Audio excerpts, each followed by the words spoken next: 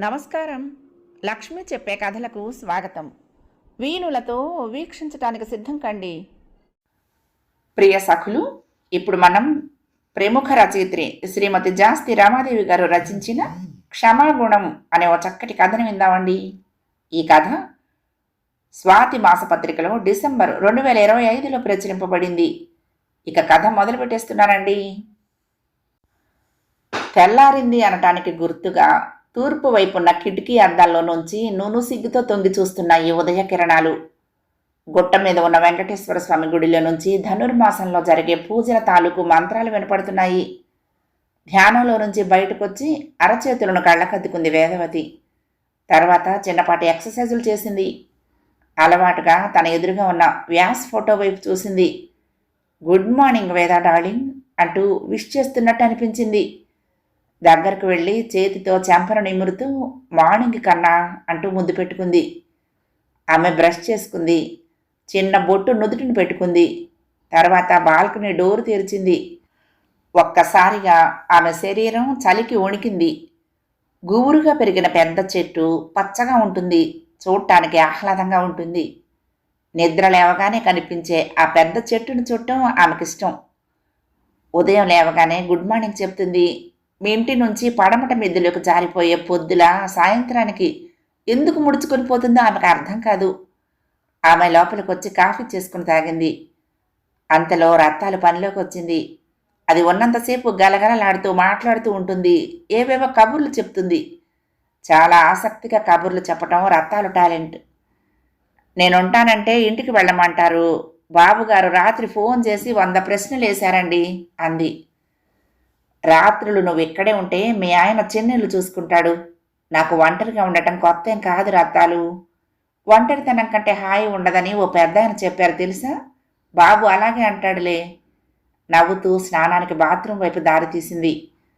ఆమె స్నానం చేసి వచ్చేసరికి పూజ గది సర్దింది రత్తాలు. వేదవతి పూజ ముగించి వచ్చేసరికి రత్తాలు టిఫిన్ రెడీ చేసి టేబుల్ పైన పెట్టింది. రత్తాలు, ఇదంతా నాకు నార్మల్గా షరా మామూలే అన్నట్టుగా ఉంటుంది. కనీసం నా టిఫిను నా భోజనం అన్నా నన్ను కంచంలో పెట్టుకునివ్వు. ఎప్పట్లాగే విసుగ్గా అంది వేదవతి. అమ్మో, బాబు నాకు అప్పగించిన పనులన్నీ నేనే చెయ్యాలి కదమ్మా. ఊరికే జీతం తీసుకోవటం నాకు నచ్చదమ్మా. ఎప్పుడు రత్తాలు అలాగే వాదిస్తుంది. వాదన ఇష్టం లేదన్నట్టు వేదవతి టిఫిన్ తిని లేచింది. తర్వాత కొంచెం సేపు న్యూస్ పేపర్ చదివింది. రత్తాలు తన పని తను చేసుకుపోతూ ఉంది. వేదవతి పేపర్ విసుగ్గా పక్కన పెట్టేసింది. మనిషికి సరైన పని అంటూ ఏదో ఉండాలి. తను ఓ బ్యాంక్ ఎంప్లాయీగా రిటైర్మెంట్ తీసుకుంది. అప్పటి వరకు తనదో ప్రపంచంలా ఉండేది. వ్యాసు తన కళల్ని నెరవేర్చుకునే క్రమంలో దూరంగా వెళ్ళి 4 ఏళ్ళయింది. ఒక్కసారిగా తన ప్రపంచంలో మార్పు తనని కుదిపేసింది. మధ్యాహ్నం ఆమె టీ తాగుతూ ఉండగా రత్తాలు ఓ కవర్ తెచ్చి ఆమెకిచ్చింది. పోస్ట్ మ్యాన్ ఇచ్చాడమ్మా అంది. వేదవతి కవర్ని అటు ఇటు తిప్పి చూసింది. అది తన పేరునే ఉంది. ఫ్రమ్ అడ్రస్ ఉన్న చోట రామతీర్థ రమణాశ్రమం అరుణాచలం అని ఉంది. తనకు తెలిసి ఎవరున్నారు రామతీర్థ? అది అరుణాచలం నుంచి. ఆమె చాలాసేపు ఆలోచిస్తూ కూర్చుంది. రత్తాలు చేతులు గుడ్డకు తుడుచుకుంటూ బయటకొస్తూ అంది. ఈ రోజుల్లో కూడా ఎవరమ్మా ఉత్తరం రాసేది? అదేదో చందాల కోసం అయి ఉంటుంది అని. అంతే అయి ఉంటుందిలే అనుకుంటూ కవర్ పక్కన పెట్టేసింది వేదవతి. కింద వాటలో రెంట్కు ఉన్న వాళ్ళ పాప జ్ఞానను పైకి తీసుకొచ్చి కాసేపు ఆమెతో ఆడుకుంది. వెళ్తూ రత్తాలు పాపను కిందకు తీసుకువెళ్ళిపోయింది. ఇల్లంతా నిశ్శబ్దం. ఇది 4 సంవత్సరాలుగా అలవాటు చేసుకుందామనుకున్నా నచ్చటం లేదు. ఏదో వెలితి. ఇంట్లో లాగానే మనసులో కూడా సుడి తిరుగుతోంది. వ్యాసు ఉన్ననాళ్ళు జీవితం ఓ ఆశతో ఓ సంతోషంతో పరుగులు తీసేది. తొందరగా వచ్చేయరా అన్నప్పుడల్లా వ్యాసు తనను కన్విన్స్ చేస్తాడు. తను ఎక్కువ బలవంతం చేయలేదు. పేరెంట్స్ పిల్లల ఆశలకు పందిళ్ళు కావాలని అందరికీ చెప్తుంది. అలాంటిది తన కొడుకు విషయంలో ఎలా కాళ్లకు దారం కట్టి వెనక్కు లాగగలదు? ఆ రాత్రి ఆమెకు ఎందుకో నిద్ర రాలేదు. లైట్ వేసి కవరు చేతిలోకి తీసుకుంది. చదవటానికి నిర్ణయం జరిగింది. వేదవతి గారికి నమస్కారం. నేను రమణ ఆశ్రమంలో ఉంటాను. ఒక ఆయన అరుణాచలం గిరి ప్రదక్షిణ చేసి సొమ్మసిల్లి పడిపోతే మా ఆశ్రమంలో చికిత్స చేయించాము. కానీ ఆయన పరిస్థితి ఆందోళనకరంగా ఉంది. అపస్మారక స్థితిలో ఉన్న ఆయన ఎవరో ఏంటో మాకు తెలియలేదు. ఆయన దగ్గర ఫోన్ కూడా లేదు. ఆయన వస్త్రాల సంచి తెరిచి చూస్తే చిరునామా రాసి ఉన్న ఓ కవర్ కనపడింది. ఆ కవరుపై ఉన్న చిరునామా నిజమో కాదో తెలుసుకోకుండా ఆ కవరు పంపలేము. అందుకే మీరు నిజమైతే ఒకసారి అరుణాచలం రాగలరు. వచ్చి ఆఖరి క్షణాల్లో ఉన్న ఆయన ఎవరో గుర్తుపట్టాల్సిన బాధ్యత మీ మీద ఉందని మనవి చేస్తూ ఆశీస్సులతో రామతీర్థ అరుణాశ్రమం. ఎంత ఆలోచించినా ఆమెకు అర్థం కాలేదు.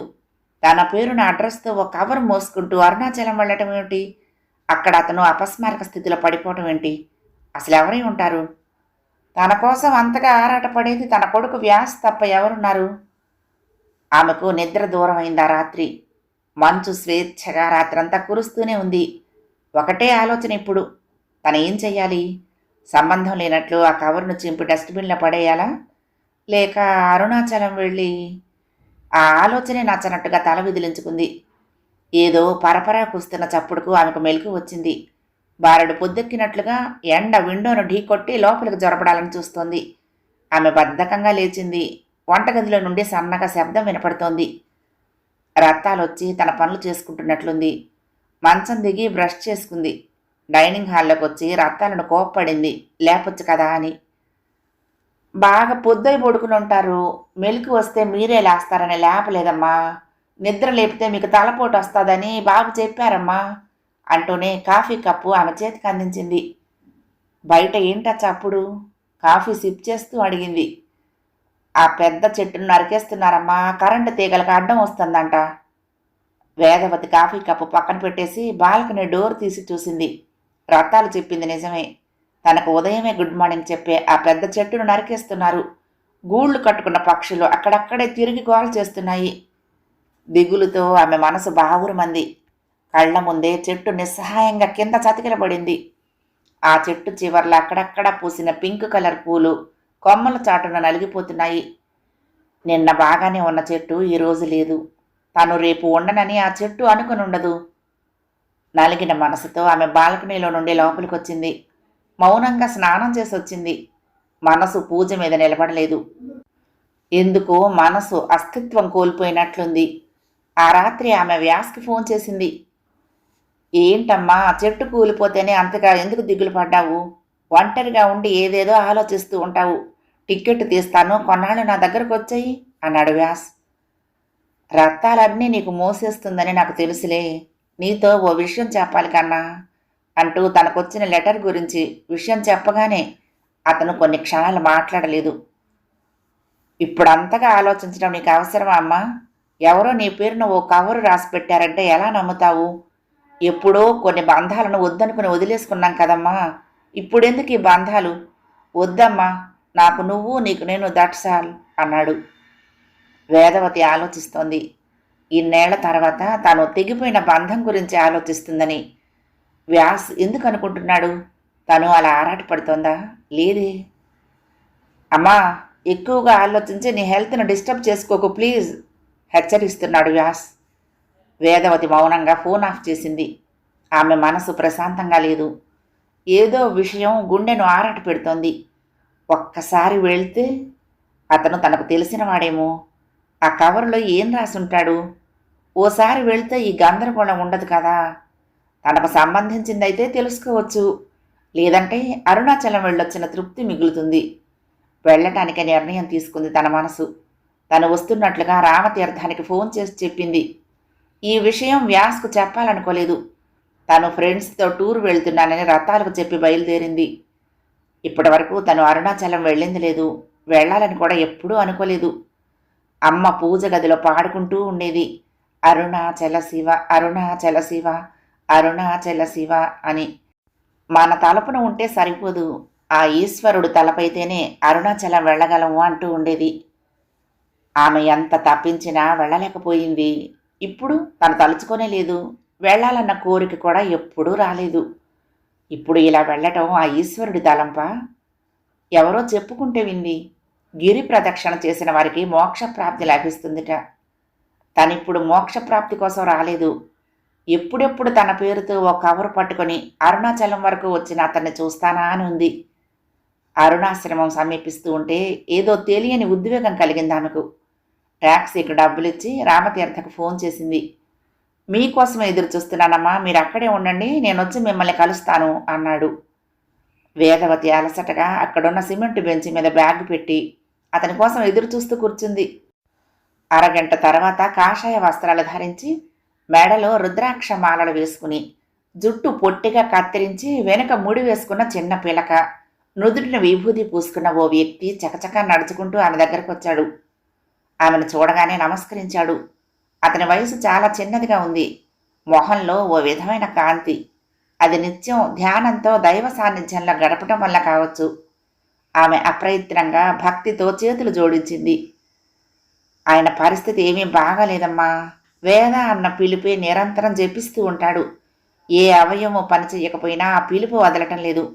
ప్రాణం ఎక్కడో ఏదో తపనతో కొట్టుమిట్టాడుతోంది. ఎప్పుడు మోక్షప్రాప్తి కలుగుతుందో రండి చూపిస్తాను అంటూ ముందుకు కదిలాడు రామతీర్థ. వ్యాస్ అన్నట్లు ఇదంతా తనకి అవసరమా? ఇప్పుడు అతన్ని చూసి ఎలా స్పందించాలి? అసలు అతను ఎవరిని చూడాలనుకుంటోంది? మనస్సు అస్తవ్యస్తంగా ఉంది. రామతీర్థ ఓ గది ముందాగి తలుపు తెరిచాడు. లోపలికి రమ్మని ఆహ్వానించాడు. అక్కడున్న మంచం మీద ఓ వ్యక్తి కదలిక లేకుండా పడున్నాడు. ఒకలాంటి వాసన ఇబ్బందికరంగా ఉంది. రామతీర్థ ఒక్క క్షణం ఆమెను బయటకు వెళ్ళమని చొరవగా అతన్ని పక్కకు జరిపి తడిసిన బట్టలు మార్చాడు. వేదవతి కిటికీలో నుంచి చూస్తూనే ఉంది. అంత ఓపిక, శ్రద్ధ, సేవాభావం అంత చిన్న వయసులో రామతీర్థకు ఎలా అలవడ్డాయో ఆశ్చర్యం వేసింది. మీకోసం వేదవతి గారు వచ్చారు అని ఆ వ్యక్తి చెవి దగ్గరకు వంగి చెప్పాడు రామతీర్థ. ఎలాంటి స్పందన కనపడలేదు. మీరు పిలిచి చూడండమ్మా అంటూ వేదవతికి చెప్పాడు. అతనెవరో తెలియటం లేదు. తనకు అసలు గుర్తులేని వ్యక్తిని తను ఎలా పిలవగలదు? రామతీర్థ మరొకసారి చెప్పి బయటకు వెళ్ళిపోయాడు. వేదవతి అయిష్టంగా అతని చెవి దగ్గరకు వంగి చెప్పింది. వేదాన్ని వచ్చాను చూడు అంది. ఆమె గొంతులో ఎలాంటి ఆర్ద్రత లేదు. ఎప్పుడెప్పుడు అక్కడి నుండి బయటపడాలా అనుంది. తొందరగా ఆ కవర్ ఏదో చూసేస్తే ఓ పని అయిపోతుందనే ఆరాటం ఉంది. ఓ గంట తర్వాత రామతీర్థ ఓ ఫ్లాస్క్ నిండా పాలు, కవర్లో కొన్ని పళ్ళు తెచ్చి ఆమె చేతికి అందించాడు. అమ్మా, ఇక్కడ మీరు ఉండలేరు. మీకోసం ఓ గది అద్దెకు తీసుకుంటే మంచిది. ఆ ఏర్పాటు చేయిస్తాను అన్నాడు రామతీర్థ. వేదవతి అయోమయంలో తలూపింది. ఆమెకు అక్కడ ఎక్కువసేపు ఉండాలని లేదు. ఏ కదలిక లేని వ్యక్తిని పదే పదే పిలిచి తన పేరు చెప్పడం ఏమిటో నచ్చటం లేదు. ఆమె ఓ యాపిల్ తిని కొంచెం పాలు తాగింది. తర్వాత రామతీర్థ ఆమెను తీసుకుని బయటకు నడిచాడు. దారిలో ఎవరెవరో రామతీర్థకు నమస్కరిస్తూ పక్కకు జరిగి దారిస్తున్నారు. రమణాశ్రమం దగ్గర పడుతూ ఉండగా ఆమె అడిగింది. ఇక్కడ మోక్ష మార్గం ఉంటుందని, ఆ మార్గంలో నుంచి వెళ్ళిన వారికి మోక్షప్రాప్తి కలుగుతుందని ఎవరో చెప్పారు. నిజమా స్వామి అంది. వేదవతి ప్రశ్నకు చిత్రంగా నవ్వాడు. ఇక్కడ అణువణువు మోక్షదాయకమే. అరుణాచలంలో అడుగుపెట్టినప్పుడే మోక్ష మార్గం వైపు ప్రయాణిస్తున్నామని అర్థం.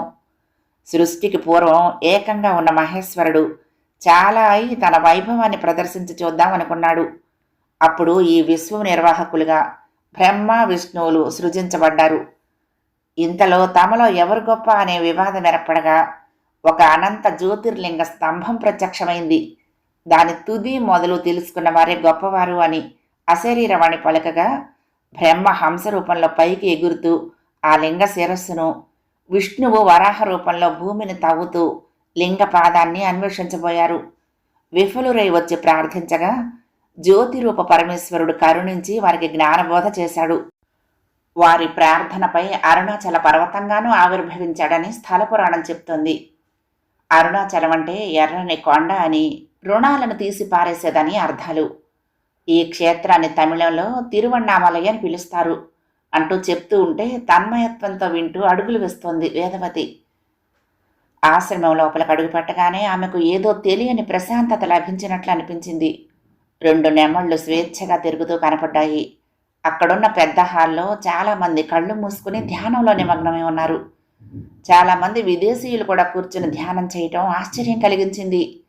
నిశ్శబ్దాన్ని పాటించండి అని ఎక్కడికక్కడ బోర్డులున్నాయి. అందుకే అంత ప్రశాంతంగా ఉందా వాతావరణం అనుకుంది. ఎవరి మొబైలు మోగటం లేదు. రామతీర్థ ఆమెను పుస్తక విక్రయం జరిగే పెద్ద హాల్లోకి తీసుకువెళ్ళాడు. ఆమె కొన్ని బుక్స్ చూసింది కానీ కొనలేదు. ఆమె ఆలోచన అంతా అతను ఇవ్వబోయే ఆ కవర్ మీదే ఉంది. రామతీర్థ ఓ రిజిస్టర్ బుక్ తీసి ఆమెను ఓ చోట సంతకం చేయమన్నాడు. తర్వాత ఆ రసీదుతో పాటు ఓ కవర్ ఆమె చేతికిచ్చాడు.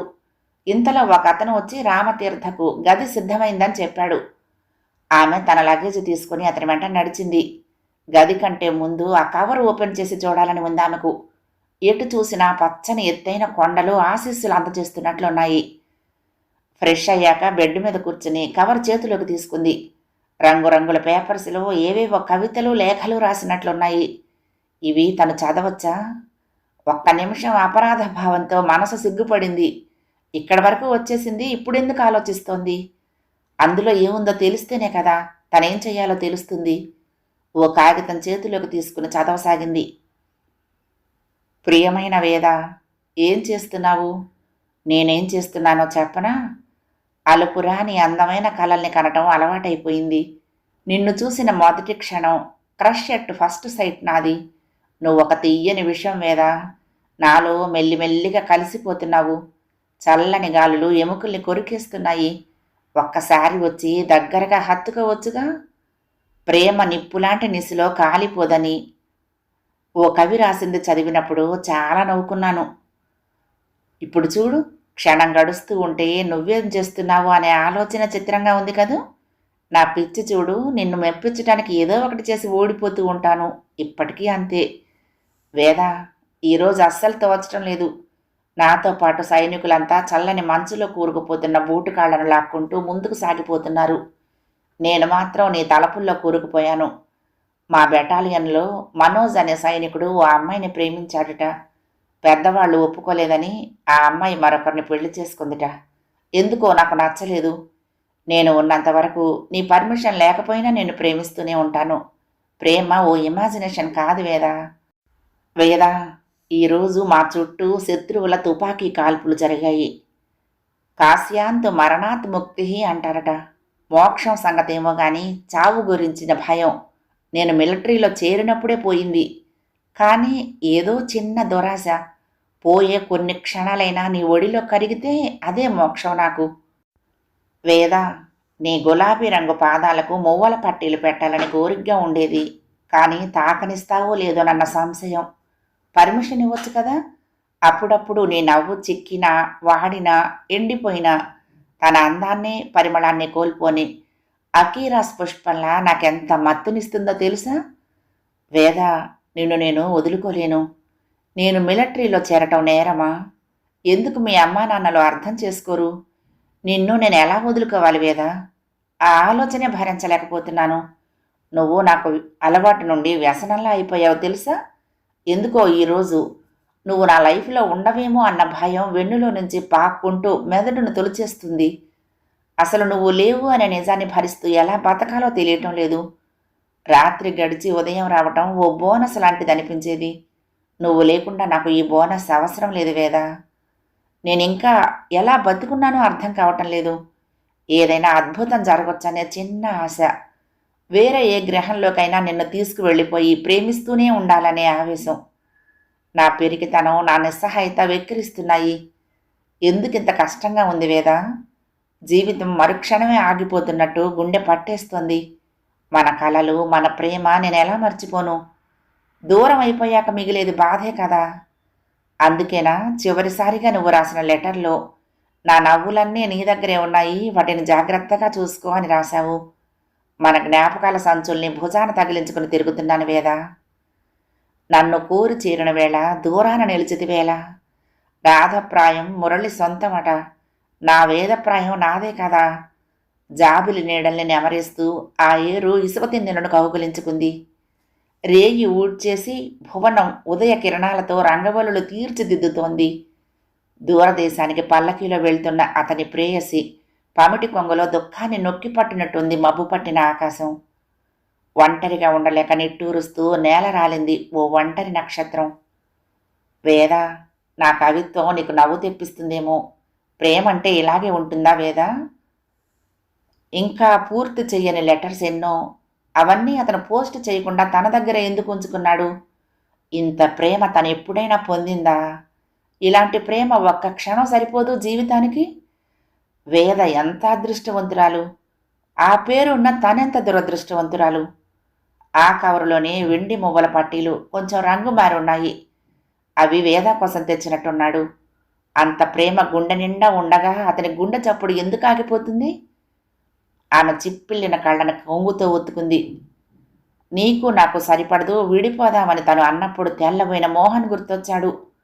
ఇష్టం లేని పెళ్ళి, ఇష్టం లేని కలయిక, ఇష్టం లేని సంసారం, కలవని మనసులు, ప్రేమ లేని దాంపత్య సంబంధం. ఓ కొడుకు పుట్టాక దూరం ఇంకా ఇంకా పెరిగిపోయింది. ఒకరంటే ఒకరికి ఆకర్షణ లేదు. ప్రతి విషయంలో వాదులాట. ఇద్దరిలో ఈగో ప్రాబ్లం. లెక్చరర్గా అతనికి మంచి పేరుంది. అమ్మాయిల ఫాలోయింగ్ ఉండేది. చనువుగా వాళ్ళ ఇంటికి రావటం తనకు నచ్చేది కాదు. ఓసారి తను చూసింది ఓ అమ్మాయితో అతను చనువుగా ఉండటం. ఇద్దరి మధ్య పెద్ద గొడవైంది. అతను చేయి చేసుకున్నాడు. తన అహం దెబ్బతింది. పెద్దలు ఇద్దరిని కలపలేకపోయారు. విడాకులు తీసుకున్నారు.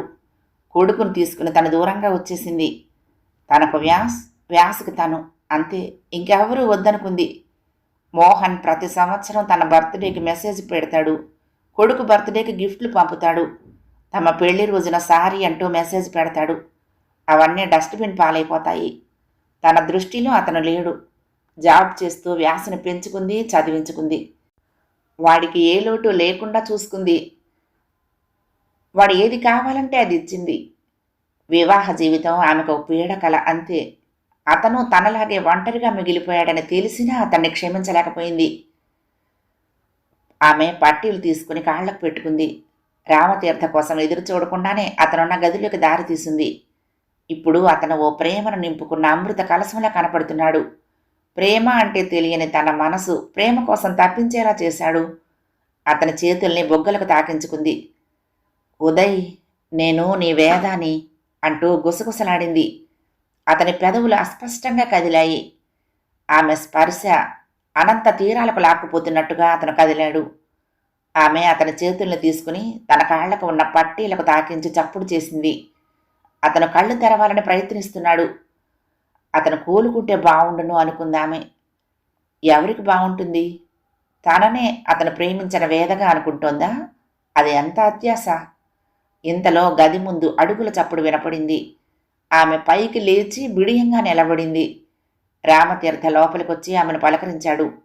తర్వాత అతని వైపు చూసి చెదిరిన పక్కను సరిచేస్తూ ఉంటే ఎందుకో ఆమె మనసు సిగ్గిల్లింది. ఇద్దరూ బయటకొచ్చారు. మౌనంగా నడవసాగారు. గిరి ప్రదక్షిణ చేస్తే పుణ్యం వస్తుందా స్వామి? అడిగింది వేదవతి. నెమ్మదిగా తాలూపాడు రామతీర్థ.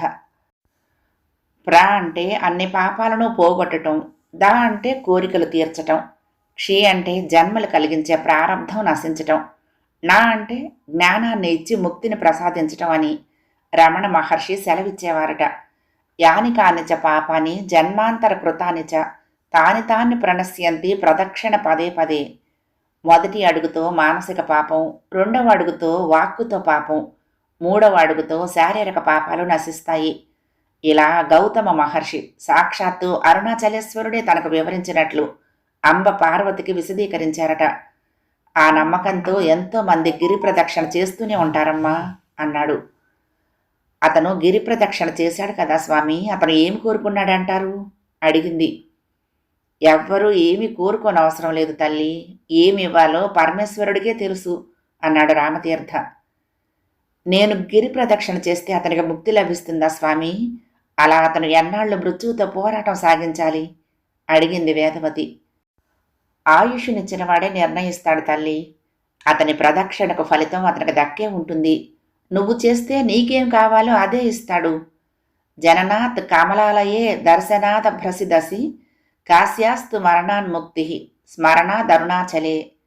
తిరువారూరులో పుట్టుక, చిదంబర దర్శనం, కాశీలో మరణం ముక్తిని ఇస్తే వీటితో ఏం పని లేకనే ఎక్కడున్నా అరుణాచలం అంటూ స్మరిస్తేనే ముక్తి అంటూ ఈ శ్లోకం చెబుతుంది అన్నాడు రామతీర్థ. ఆయన చెప్పే ప్రతి మాటను వేదవతి తనకు అన్వయించుకుంటోంది. ఎన్ని సత్యాలు తనకు తెలియకుండా దాగున్నాయి అనిపించింది. ఆ రాత్రి చాలాసేపు ఆలోచిస్తూనే ఉంది. అతను ఎవరని అతని కోసం ఆరాటపడుతోంది.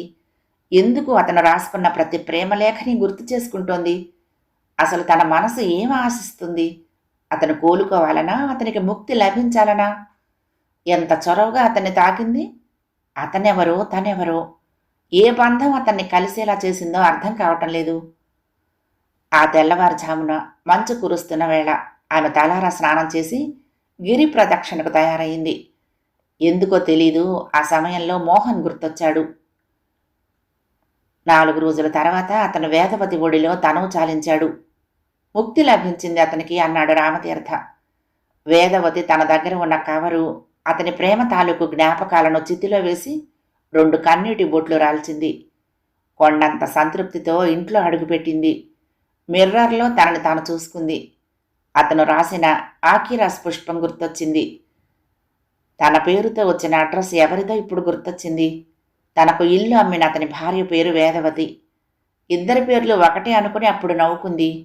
ఇప్పుడు ఆమె స్థానంలోకి పరకాయ ప్రవేశం చేసింది. ఎవరో పరిచయమే లేని వ్యక్తి కోసం తన అంతగా తప్పించింది. మరి 25 ఏళ్లుగా తనకు సారీ చెప్తున్న మోహన్ని ఎందుకు యాక్సెప్ట్ చేయలేకపోయింది? చిన్న అడ్జస్ట్మెంట్ చేసుకుంటే అప్పుడు జీవితంలో ఇలా ఒంటరిగా మిగిలేది కాదేమో. ఆమె బాల్కనీ డోరు తెరిచి చూసింది. మానుకు లేత చిగుర్లు కనపడుతున్నాయి. కొన్నాళ్లకు పెద్ద చెట్టు అవుతుంది. గువ్వలను పొదివి పట్టుకుని ఆ మాను పాటల్ని మూటగట్టుకుంటోంది. ఆమె బెడ్ పక్కనే ఉన్న షెల్ఫ్లో నుంచి ఓ డైరీని తీసి ఓ నెంబర్కి ఫోన్ చేసింది. హలో వేదా. అతను మనసును పిండేసి ఓ తేనె బొట్టు రాల్చాడు. ఆ తీపి ఆమె నరనరాల్లోకి పాక్కుంటూ పోతోంది.